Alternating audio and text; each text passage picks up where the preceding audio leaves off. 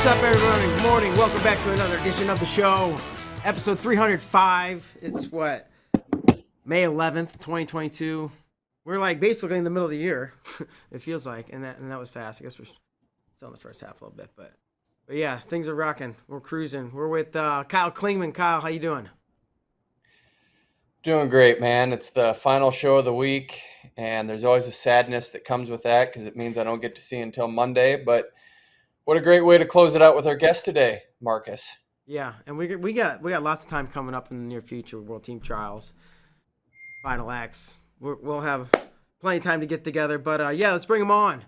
He looks like Maui from Moana. His words, not mine. Maybe. It's your 2022 U.S. Open champion, Mike Macchiavello. Mike, how you doing? I'm good, man. Good to see you guys. Yeah, good to see you too. Does that bother you? The Maui? This is what, the Maui? Yeah, I think you said don't call me, actually. I got in Maui. I've got in Jason Momoa. I've got in uglier version of The Rock from some of my other buddies with long hair. I think James Green sent me some video of The Rock with actual hair. It was like a young Rock. He goes, "This you." So I've been getting all types of nicknames and pictures. I got freaking what is it, Jimmy Superfly Snuka? Oh yeah, hell yeah! Oh, he's one of my favorites, man. He wore no shoes, jumped off the top rope. It's badass. Yeah, he's a beast. Yeah. So was it like, were you one day just like, I'm gonna grow my hair out, or was it just like it was just never a time for a haircut, and then all of a sudden your hair got long? Yeah. So pretty much, it was during COVID, and it was slowly getting longer on the top, and I was just kind of getting like a short fade and keeping some length on top, and then it just slowly started getting longer and longer, and then I wasn't getting a haircut, and then I was like, you know what, bump it. I'm just gonna keep growing it out, see what it looks like, and then it went through a couple of awkward stages, and I mean it's still not the best looking hair, but it's getting there, and I think the more I shampoo and condition it, the better it looks. So I just got to make sure I stay on top of that, and but yeah, it just kind of just happened. It wasn't really ever something I had really planned. I just kind of never really pictured myself with long hair, so I don't even know how I ended up here. So there you go. So I didn't plan it; it just kind of happened. I know in high school I wanted to have hair like Troy Polamalu because I played safety in high school. And I had the Troy Polamalu fathead in my room when I was growing up. Yeah. Because like I said, I played safety, and he was my favorite player at the position, and I was just but my mom was like, yeah, absolutely not. So now you're your own man. You can do what you want. Yeah. So okay. What's new with you? So like I know we've had a few shows. It's always a fun time. You always tell me about books you're reading, or like putting the right food eye level, or I don't know. Give me some new insight into.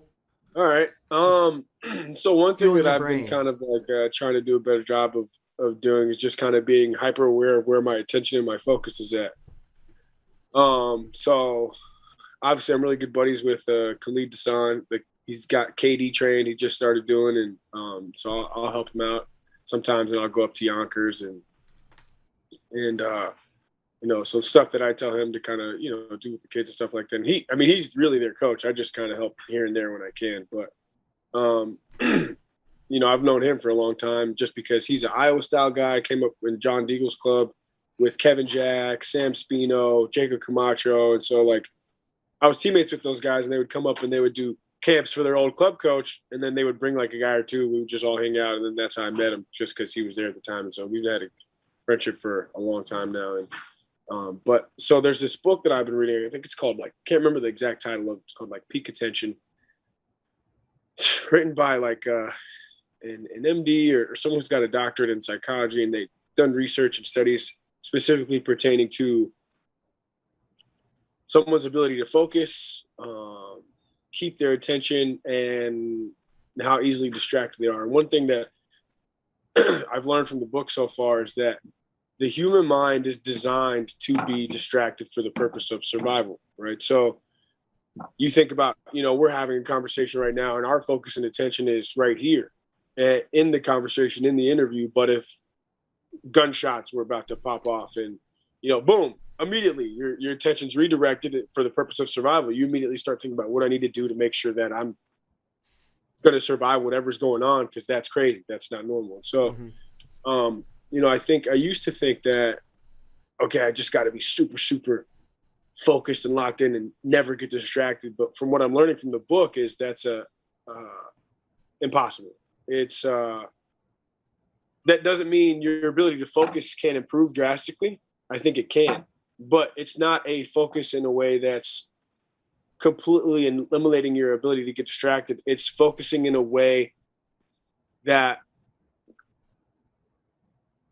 allows you to immediately recognize when your attention shifts from where you want it to be, being aware of that and recognizing that and immediately bringing back. So if my attention goes somewhere else, it takes me a minute or two to realize that I'm focusing on something I don't need to be focusing on. It's within 15 to 30 seconds or a minute max that I realize, like, oh, why am I thinking about this? My mind and my attention and my focus need to be here. Boom, I bring it back immediately. Now I'm still locked in and I'm still focused on whatever it is I need to be doing. And so just having a hyper awareness of where your attention is, your focus is at. And think of your focus and attention as like a flashlight, right? So you have a flashlight, you turn on the flashlight and there's a beam of light and I shine it on the microphone. Well, that's where my attention's at. But if I want to shine it to a different part of the room that's dark, well, that's where my attention and the focus is at. And so think of it as that beam of light and being pulled in a million different directions.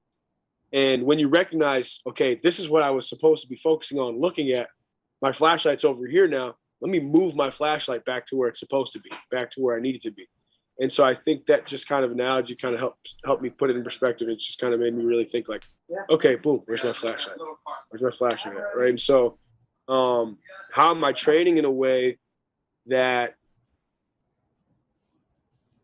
is helping me just do a better job of recognizing when my attention is shifted from being present, from focusing on winning the next position, from just wrestling? Am I focused on the environment, the stands, the tournament, the round, the opponent, the weekend, how my body feels, whatever it is? There's so many different things that can pull your attention in a million different directions. It's like, if I allow my attention to just get pulled in a million different directions, I feel like my performance is going to suffer. And if it doesn't, then it's just going to be really hard to replicate, like performing at a high level very, very consistently. That's ultimately the goal. Is I want to perform to the best of my ability all the time, not sometimes. And so in order to do that, my focus has to be really, really strong. My ability to focus has to be really, really strong. And I have to be hyper aware of where my focus and attention is at and redirecting it immediately whenever I do feel it going somewhere else that it shouldn't be. Can you describe, and maybe this is like, it's not something you can do in words, your focus at an event and like what you're, I don't know, thinking about or focusing on or how to exactly ask this, but like it's a long 2 days, right? You can't sit around, like being focused on the event maybe doesn't mean thinking about it the whole time, right? Right. So it'll vary individual to individual. So yeah, but I'm talking about you. Yeah. Oh, so, individual match, you mean? Opponent? Well, individual match, the day, because your body's going to feel different on day 2 than it will on day 1. There's going to be, you got day 2 weigh-ins. So the night of day 1 is going to be different from the night from the day before. And so it's just, it changes and you have to just kind of, okay, what do I need to be focusing on today and right now in this moment? So if I win my first round match and I felt phenomenal going into it, then, all right, well, maybe after the match it was a barn burner and I feel a little bit sore and it's like, oh man, shoulders kind of tweaked a little bit. Like, I don't know, kind of worried about it. And so it's like, rather than just worrying about your shoulder, immediately start thinking about, okay, what do I need to do right now? How much time do I have between now and my next match? And what can I do between now and then to make sure that this feels as good as it possibly can feel, given the limitations, so that way when I go into my next match, I'm not focused on this, I'm focused on wrestling. Yeah. Does that make sense? And yeah. so like, for me, it's all about just making sure that I feel ready to go, ready to compete physically, regardless of whether I'm banged up or not. How can I feel the best I can feel given my body's limitations? So whether that's a cold tub in between rounds and going to the ice machine and filling it up with a bucket of ice a bunch of times and going to the bathtub and doing a cold tub for 10 minutes and throwing on some Normatec boots and just resting, staying off my feet and getting some fuel in me, and then just making sure I'm not overdoing it. So that way, okay, timing, okay, when do I get down to the floor so that way I can start warming up? You know, I don't want to be there for 2 hours just hanging around. And I know myself too, so I like to talk, right? So you guys know me well enough that if I see somebody, I'm going to catch up, I'm going to talk, hey, how's it going? So like, I've realized, I can't do that because I'll be down there all day and I'll be walking around on my feet, not recovering, not resting at all. So it's like, as soon as I'm done competing, I got to go back up to my hotel room, because if not, I'm be yapping away all day, and then I might feel a little more drained than I should, or than I need to be. Yeah, absolutely. Okay, let's talk about I guess the second day. I think it was a Sunday, right, at the U.S. Open. You only got one match, but like, you don't have to march me through the whole thing, but like, what do you do that day? You got weigh-ins, so you weigh in, and then for me, I try to eat a bigger breakfast because I know I have all day. So day one, I'll eat a little bit lighter.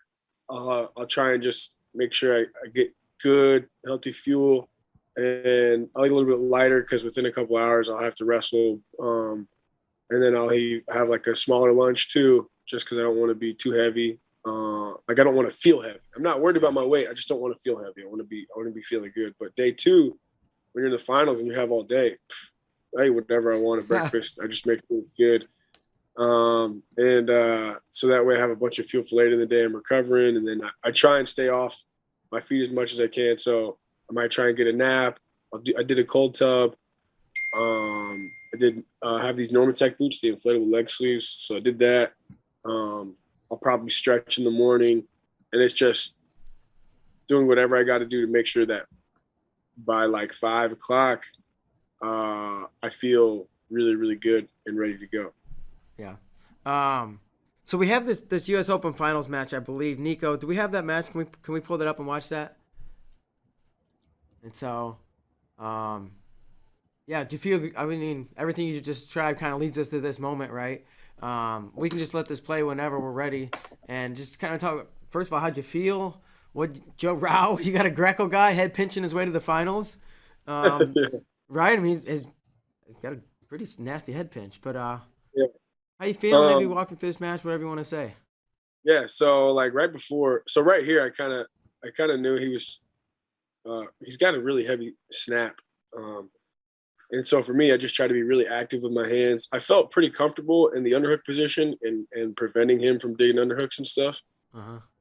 Just because I feel like that's something I've just felt more comfortable with recently. So I've been trying to just get there more, just because I feel like it limits my opponent's offense. And then when we wrestled at the Farrell, I didn't really go to the 2-on-1 at all. I was trying to do a better job, like working from space, and he just stayed down the whole time at the Farrell. So here, I tried to engage a lot more in the hand fight, and just be more active with my hands.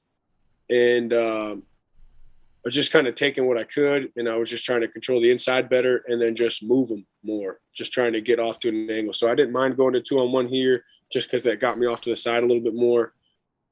If you notice, like, I'll try and keep him off my head as best as I can, like off my collar. Yeah.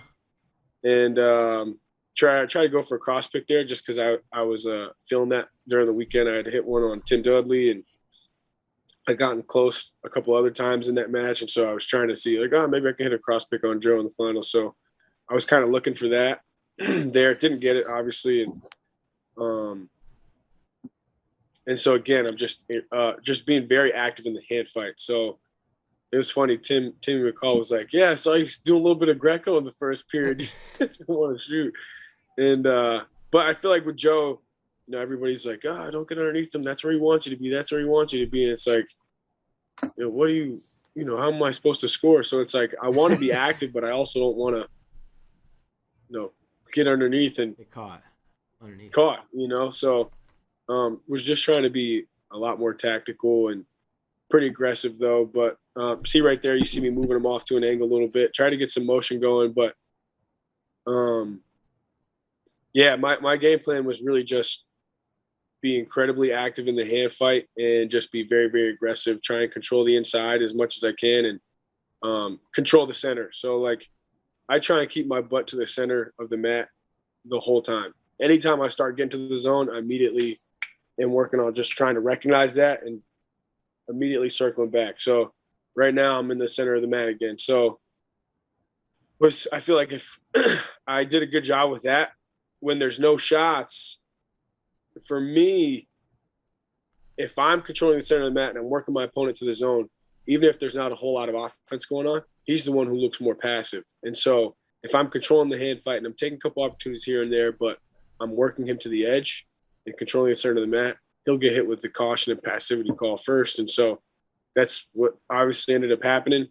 But the bad part of that is when they do that, you're automatically going to get hit in the second period. Yeah. So, yeah, there were short times. So I was like, you know what, I'm going to try and really commit to a shot there, and kind of got close, but ended up in that seatbelt position. I wanted to try and run him over. If we would have had more time, I felt like I was kind of like I had the advantage there.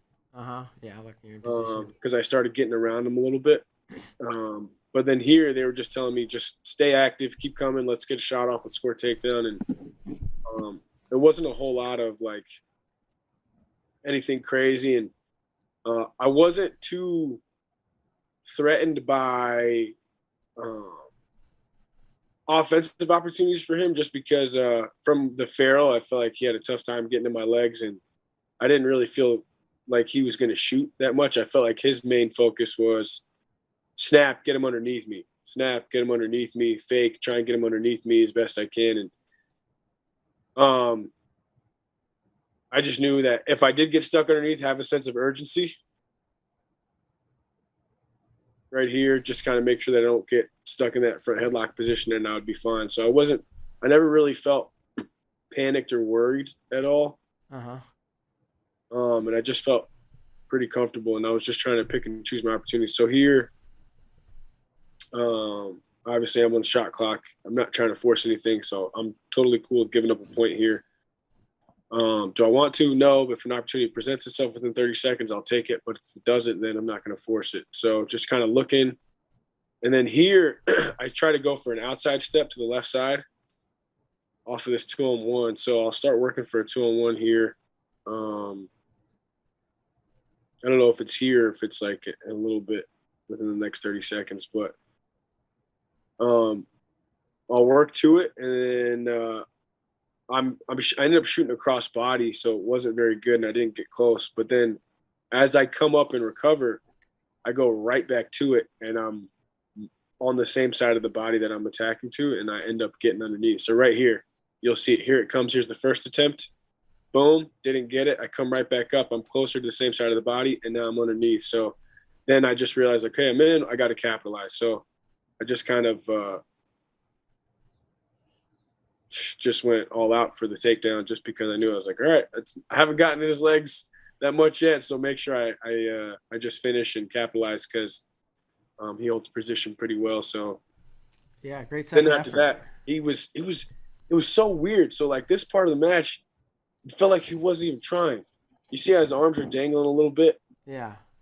So imagine, I don't know, if he's just kind of like playing possum a little bit. He's not really doing anything. In his hand fight, you can't really see it, but it feels like he's just like limp. Weird. Like he's not even trying. There's a shot attempt, and I wasn't really worried about it, but I was just really confused. I was like, does he want me to shoot? It's like, well, if he wants me to shoot, that's probably what I shouldn't do. So then I was like, I'll just hold position. And I was just confused because there was like a minute left, and he was just letting time go by. And so I kind of didn't really know how to play it. So I was just like, let me just kind of stay in good position, hold it, be active with my hands. And if I can get a counter. But then I started dancing at the end, trying to be cool, like on the edge here. And you'll see me come up out of my stance, come out of position, and then just start kind of moving side to side. And then he gets in on a shot. Yeah, and You're like, so I can't lose this way. yeah, literally, I was like, you got to be kidding me! I got 30 seconds left, like, and so What was do able to here? counter here, and he gets up. Joe's so funny, man.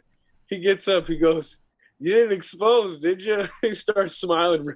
And I'm like, "No, I don't think so." So we're kind of like, we're laughing at this point, kind of smiling. I was like, "I don't think so, man." I was like, I definitely got the tube. And then the ref comes over, and you could tell he started smiling too, because he could hear us like just joking around about it. And he's just kind of, he's just hoping that it was a score, but I think he kind of knew. And so at that point, we were just kind of like talking back and forth. And I think kind of both through the match was over and just kind of waiting for the refs to kind of confirm that. But yeah, Joe's funny, man. Yeah, and that's the end. So we can pull this video down. Yeah. But yeah, he's a funny gotta, guy. Yeah. Do you mind if I ask a question here real quick? Of course. Was it strange to you when you got your stop sign that it was John Stefanowicz who gave that to you? Yeah, a little bit, you know, because they had that whole fiasco going at Olympic trials. But not strange in a bad way. You know, I have a good relationship with both of those guys. I'm on the AAC, the Athlete Advisory Committee, with John, and he's the Greco rep on the executive committee, and I'm the men's freestyle rep on the executive committee for USAW. So we spend a lot of time together on Zoom calls and meetings. And I knew he was going to be the one giving me the stop sign just because of like, he's in the Marine Corps and they're the ones handing it out. So I thought that was cool because, you know, up here, you know, it's not some random, you know, Marine that I don't have a personal relationship with handing me a stop sign. It's a peer of mine that I have a good friendship with. So I thought that was cool. And Terrence too, who was the other Marine, who's also a good buddy of mine, who's a North Carolina native, is also a friend. So I thought that was cool that, you know, two of my friends were able to give me my first stop sign. And yeah, I wasn't really thinking about whatever happened between Joe and John. Whenever I was thinking about it, I was like, oh, this is sweet. It's my guy, John, being able to give me a stop sign. So him and Terrence. But yeah, that's a great question, because I know there was a lot of controversy between those two for the Olympic trials match. Yep. I did have one more question about the route. You said, well, one, I know when you were talking, there was about a minute left, and said he was wasn't really was even like pulling. He was just kind of limp. Did that happen for like the entirety of the last minute, or was that just for like 10, 20? He took a couple of attempts, but even it was weird. Even like his body language, like his face, he was kind of like, he kind of did one of those, and I'm like, is he like giving up? Is he just letting me take the win? Like it was really odd. It was very odd. And then he got in on the outside step, and I was like, oh, he's just lulling me to sleep, you know? And he did a good job with that. So sure, I gotta make sure I don't get lulled to sleep like that again. Because stop dancing. So you said he's he has really heavy hands, or heavy snap, I think he just had, or something like that. Yeah. What is there anything else that like sets his feel apart from, you know, with the Greco background? His hand fight is actually really good, man.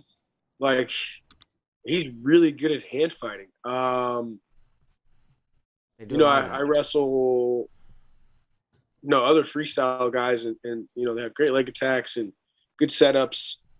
But sometimes you can not be the best at hand fighting. You can attack from space, or you might be good at hand fighting for one or two of your setups, and you might hand fight just to set up one or two shots. But Joe's just hand fighting is just incredibly active.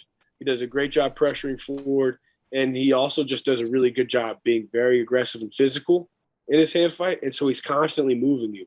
He's boom, active. He's either going 2-on-1, he's getting to an underhook. He's always controlling something. And so that's what it feels like to me. So I feel like if you're not equally active back, then he's going to probably control the hand fight. And you can control the hand fight and still lose a match, just because maybe someone's leg attacks are a little bit better and they have do a good job with they're really world class at one setup and moving you for that one attack. But I think just overall his hand fighting is really good. All right. So this obviously now leads into World Team Trials. You'll be not sitting, but you'll be the number 1 seed. I wish I was him.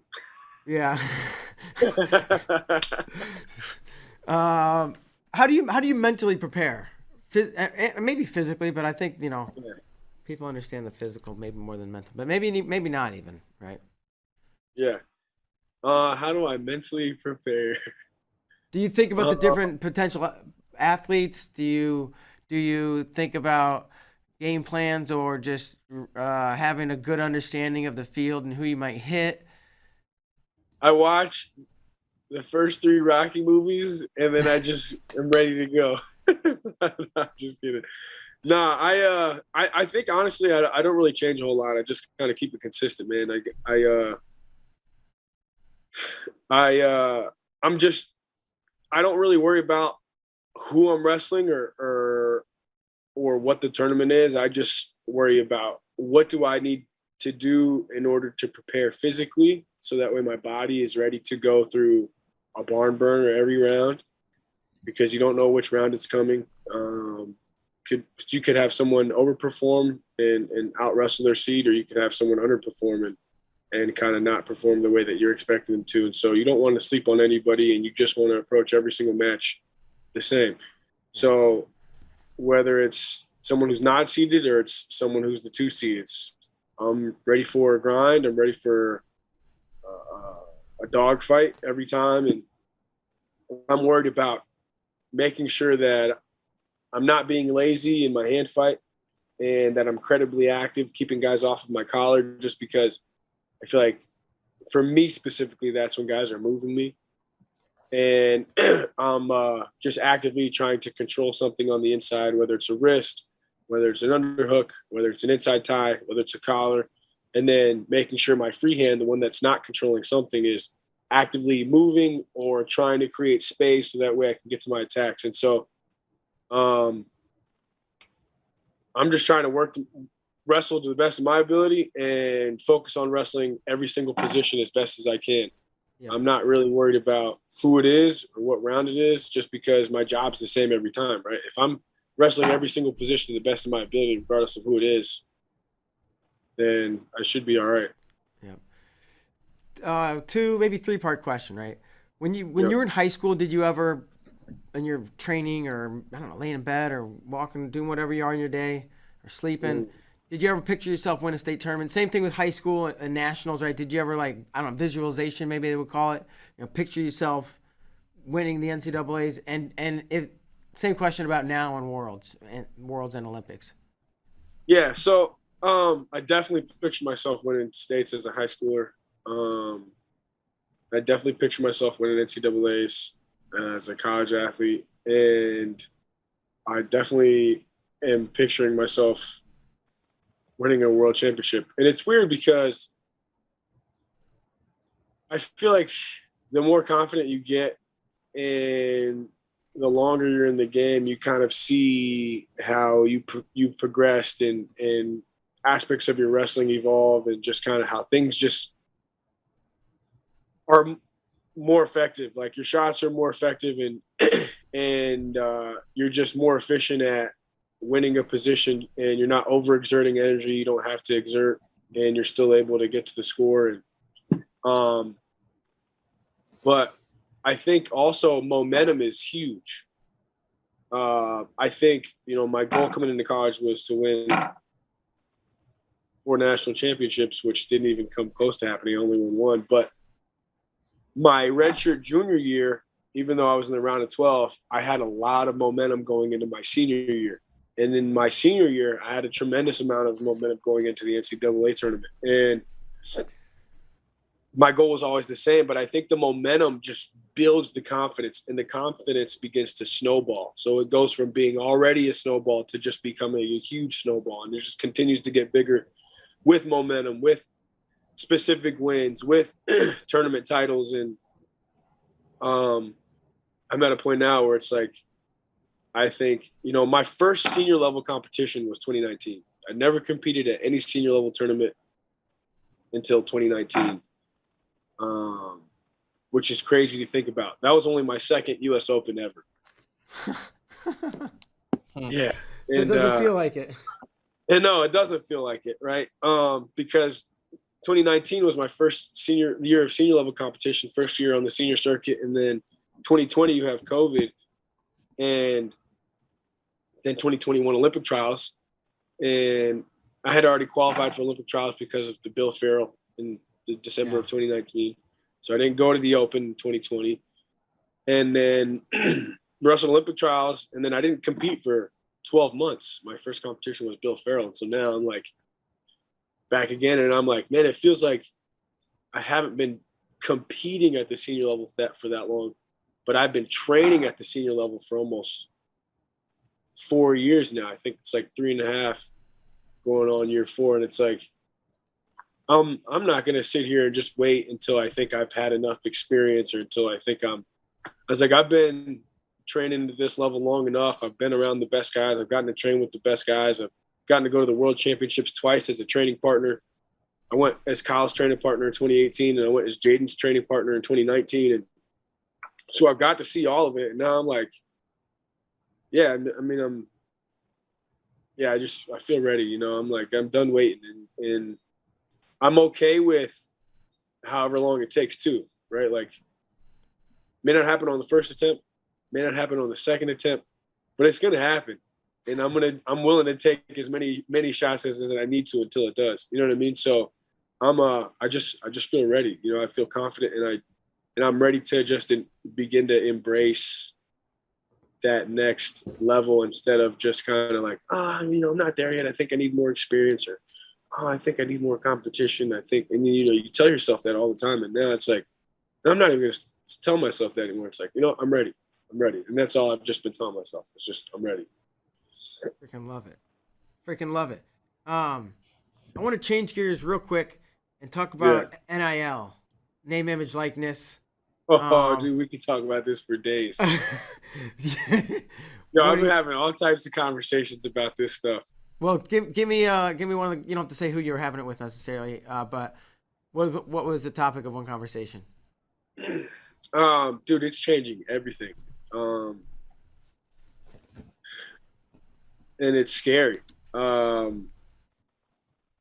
It's obviously the NIL deals are specifically pertaining to football and basketball, but it's indirectly going to affect non-revenue sports, especially sports like wrestling. You got the regional training centers, which play a huge role in giving senior level guys opportunities to pursue their dreams. But the relationship between a regional training center and the college program is symbiotic, right? They help each other. So the college program athletes get to train with senior level athletes. And so in turn, that helps their development. They get senior level feels. They get used to wrestling senior level guys. Hand fights a step quicker. Your ability to recognize what your opponent's trying to do is a step quicker. And you wrestle every position a little bit better. The technique's a little bit sharper. And so, you wrestle a senior level guy, then you wrestle college guys, and you definitely can feel a little bit of a drop off. And so in terms of development, that helps tremendously. But then also, it indirectly gets to help with recruiting, because high school kids have Olympic dreams as well. And if they see that a program has a strong regional training center, they're like, man, I definitely want to be a part of that, because I have Olympic aspirations as well. And then not just that, they see who's in the training center, and they're like, man, I would love an opportunity to train with those guys. But the thing is, you have to fund a regional training center, and it happens through fundraising, and it happens through donors, and it happens through fundraising events. And now that's changing with NIL, because now the fundraising is shifting focus. The fundraising isn't just going for RTC, and now the type of fundraising changes as well, and now it's shifting towards college athletes.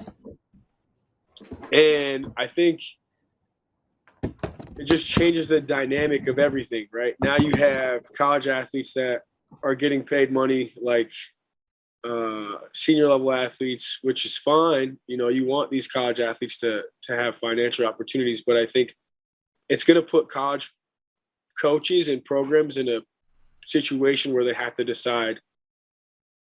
They're either just going to have to raise more money to fund both, or they're going to have to figure out what takes more priority and how to reallocate resources. And that's going to be it's going to be very specific to each training center and college program. One college program might not have to think about that as much compared to another. And so it's going to vary staff to staff, program to program.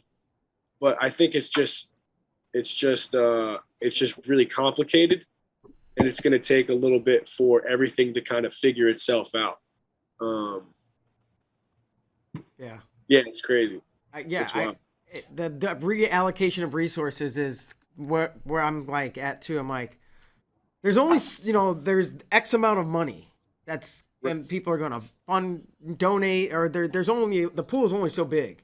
Right. And it's not like it's a pro sports team either where you're getting an ROI, right? It's a donation. It's 501c3. It's a tax exemption, right? So it's a write-off, but at the same time, it's like you're not getting money back. Right. The donor. Yeah. No, it's crazy. And they're coming up with these collectives, right? The different schools are coming up with like the alumni associations. But I think even as soon as I think the collectives will help, but it's just going to be interesting how it just changed it because everything's unregulated. And I think too, what's going to happen is you might have college athletes that get upset, like, oh, well, such and such is getting paid such and such. I've been here for 3 years and I'm making nothing. It's like, and I've outplaced so-and-so. And then, so ideally in a perfect world, you have your college guys that are like, you know what, this is my program. It's all right. This is what I already have. I'm not really worried about that. I'm just glad that we got this guy. But there's always going to be some individuals that are going to care about that more. And so, like, do you lose guys? Do you keep guys? Does that affect your retention and your ability to retain some of your best guys? And does it become more of like a less of an amateur atmosphere and more of a pro atmosphere where now the priority goes less from, like for the college athlete, does the priority change from, recognition and performance to just chasing the bag? Yeah. Does that become the priority and all they care about? And now they're willing to just go to whatever program just for whatever amount of money. And so it's like, I think that would frustrate college coaches too, depending, again, on the program and the staff and the athlete. But it's going to be, and it's going to be all interesting how it unfolds, and it will definitely change.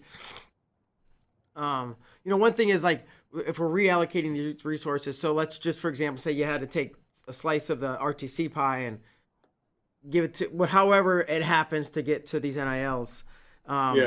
What about when these athletes graduate and then they want to stay and wrestle for the RTC? Like, are we going to still pay them the same, or are you going to take a pay cut coming out of college? Pay cut, you know what I mean? Yeah. No, it's interesting. Whoa! I was getting this now. Yeah, and I think honestly, the regional training centers are huge. I think, from my perspective, you look at the college programs that are in the top 5 that are winning team titles. I think those programs, I think it's evolved to where the programs that have senior level guys training full time are the ones that are performing the best, right? And I think,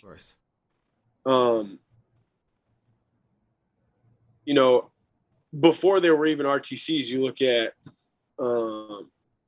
programs that had, like, I think OSU had Kenny Monday and all those guys training out of the OSU room. I think Iowa had Royce, Alger, and they had a bunch of guys that had wrestled for the program that were still sticking around training full time, winning world championships and like that, training in the college room. And Ohio State, the year they won a national championship as a team in 2016, their regional training center was massive, and they had like 5 guys on the world team. You had Tervel, Kyle, JD Bergman, Angel Escobedo, Reese Humphrey, Keith Gavin. I mean, all those guys are either current college head coaches or RTC head coaches, and or still training. So it's like, and then Penn State obviously I think has right now the best regional training center. I mean, they have 4 Olympic gold medals in their room right now, and obviously they have won team titles back to back pretty consistently. 9 out of 10, whatever it was.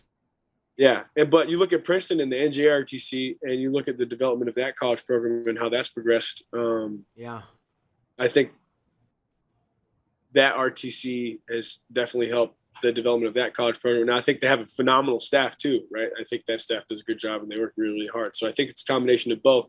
But I think, like I said, they complement each other. And you look at the depth of USA Wrestling I'm on some of these committees, and we talk about this past year was the year we've had the most medals we've ever had in USA Wrestling history.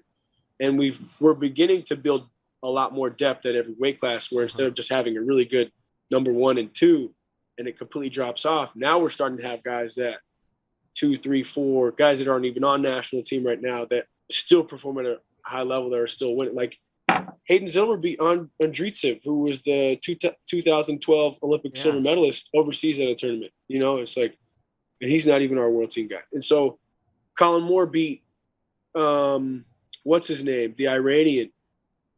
Didn't he beat that guy? He's not our world team representative. I won U.S. Open. Technically, I'm not even national team because I finished 4th at Olympic trials, not 3rd. Mm-hmm. And so, you know, I think USA Wrestling is entering an era where we're starting to get really, really good and get a lot of depth at multiple weights, which I think is amazing. And I think that's why our top guys are outperforming, because they have to. If they don't get better, the next guy's up. Yeah, nipping at their heels, man. It's iron sharpening iron. It's iron sharpening iron. If you don't continue to improve, the guy behind you is. So, because we're all hungry. And I think protecting the regional training centers is definitely an important aspect of USA Wrestling's perspective, because the more medals we get as an NGB, the more funding we get from the USOPC, the more funding we get from the USOPC, the more we can do as an NGB to create opportunities for our senior level athletes and just grow and just the sport. And I think the more medals we get, the more younger kids get interested. And that's where 75% of our revenue comes from as an NGB, is from membership. So getting kids just into the sport at the youth level is really where we grow. Hey, but don't forget, getting medals helps that. Sometimes more money equals more problems. True. No, I agree. It truly is. It's like it's a golden era of wrestling. Kyle, I know people talk about the '90s being a golden era. How does this compare to maybe any other era of? And we're winning medals like crazy. That era is unreal too, though. Yep. Klingman, what do you think? How's today stack up with any other era? We're right there. I mean, you could look at the 90s. You could look at 91, where we had, I think, 6 finalists out of 10 weight classes with John Smith and Zeke Jones and Kevin Jackson. Brad Penrith was in there. But you're hitting up a pretty great era right now. So I think the early 90s, early 80s was good. But we had a lull there where I think Obi Blanc was our top place winner at 9th place in 2010. And then Jordan Burroughs' era came along and he started winning gold medals. But we're in the thick of it, man, going 1st, 2nd, and 3rd from that quad from 17 to 19. It's been good for Team USA. Heck yeah, man. And Kyle, while you get the floor, man, why don't you wrap this thing up and see if you can't make Mike Mock sweat. I'm excited about this, Mike, because we have our game sweated out. I've actually given you an extra question just because I like you so much. You talked about the 2018 World Championships. That's really the first time I got to know you. So thought I'd spice it up a little bit and give you an extra question. So if you're ready to play, I am. Yeah, I'm ready to go. All right. Number 1. So we'll preface this by saying that your coach, Pat Popolizio, calls you the mayor because you talk to everyone at airports and wherever you go. So my first question is, who is the mayor of Raleigh, North Carolina? Good question. I know who the governor is. I don't know if I know who the mayor doesn't is. Count. Who's the governor? Go ahead. Roy Cooper. Roy Cooper is governor of North Carolina.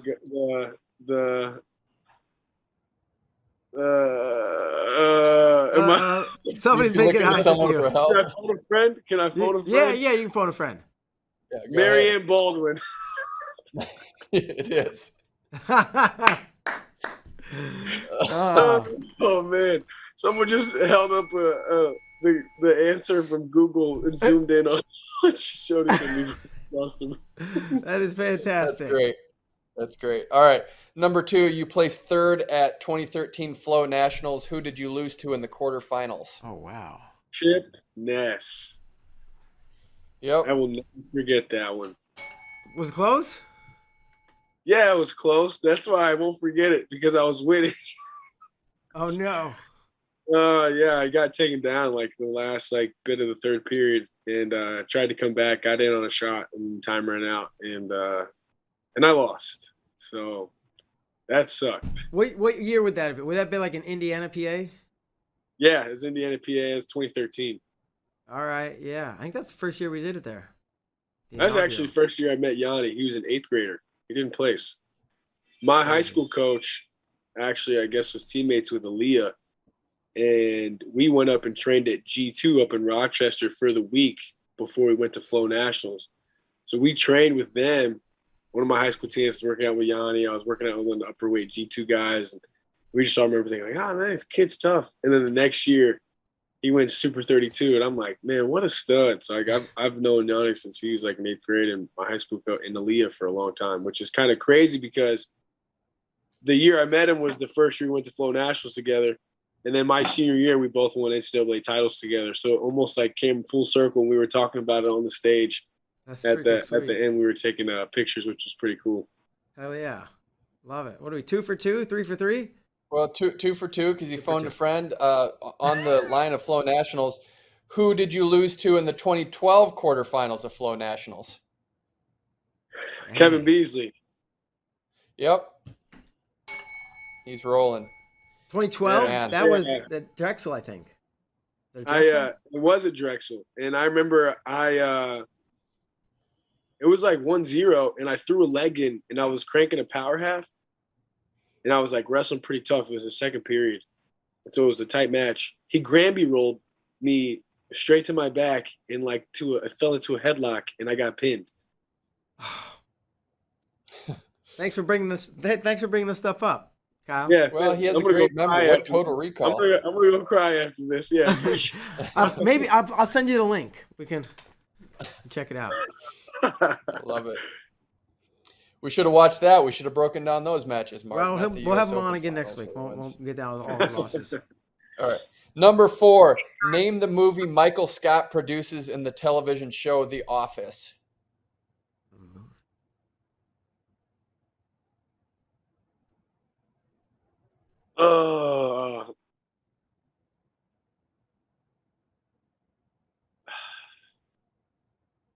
Yo, that's a tough one. This is definitely the hardest one.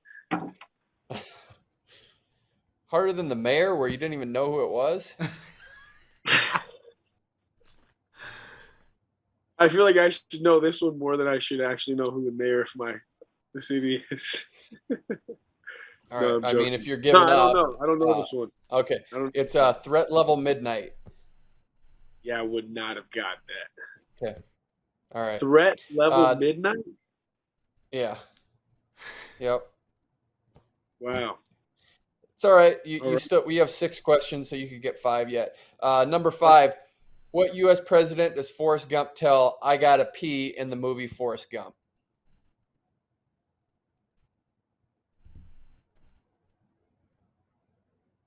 Let's see. He drank a whole bunch of Dr. Peppers.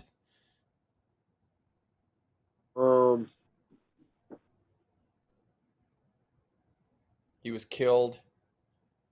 Kennedy? In Dallas, Texas. Yeah, Kennedy. He goes by his initials. You got it. Yeah, JFK. Yeah. All right, you got it. And then final question, the bonus. What's the first name of the man you sold your car to at Hannah Imports in Raleigh, North Carolina? What? You stalking him on the internet? Wait a second. What's the name? What? What's the name of the guy I sold my car to? Yeah, at Hannah Imports in Raleigh, North Carolina. Didn't you sell a car there? Which car was it? Because I didn't sell a car there. My buddy Thomas Gant sold a car there. And it was a Challenger. It was Steve. Steve. It was yeah. Steve.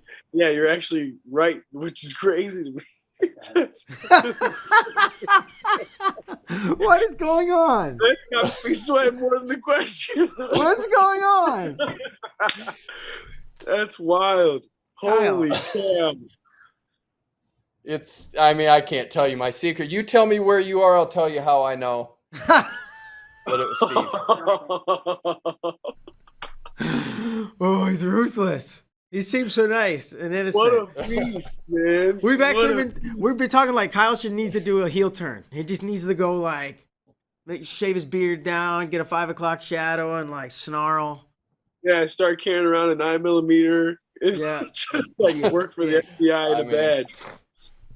Yeah. Awesome. Yeah, that's right, crazy. shout out to So you know Steve, where I'm at right now, huh? No, I want to know. I don't know where you are. You need to tell us. You want to know? All right. Well, my Venmo is Michael-Macchiavello. We'll just and if you send me a couple bucks, I'll go ahead and let you know where I'm at. I'm good. No, I prefer to wonder. I'm just joking. You sweat it out, though. Congrats. I did. All right, man, Mark. It's been a treat. It always is. From listening you guys to are awesome. Yeah, I appreciate you guys. Books and what you're reading to wins and whoopings. All right, dude. That's gonna do it. We appreciate you coming on. We'll give you the final word, but we're excited about that World Team Trials and seeing you out there. But anything you want to say about anything?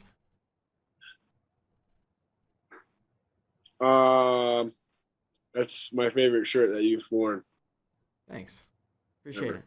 Yeah, it's Yep. one of my favorites too. So awesome. Nice. Mark, you have a good one. Good luck in Coralville out in Iowa. And we'll see you in like 10 days or something like that.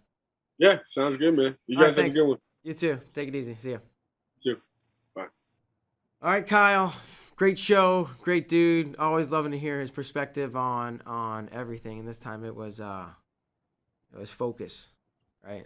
And a lot of different ways of talking about focus. So yeah, you ready to rock? World Team Trials? Ready to rock. 10 days. Yep. And then we'll have some shows leading into that. And then I will see you in Coralville, Iowa.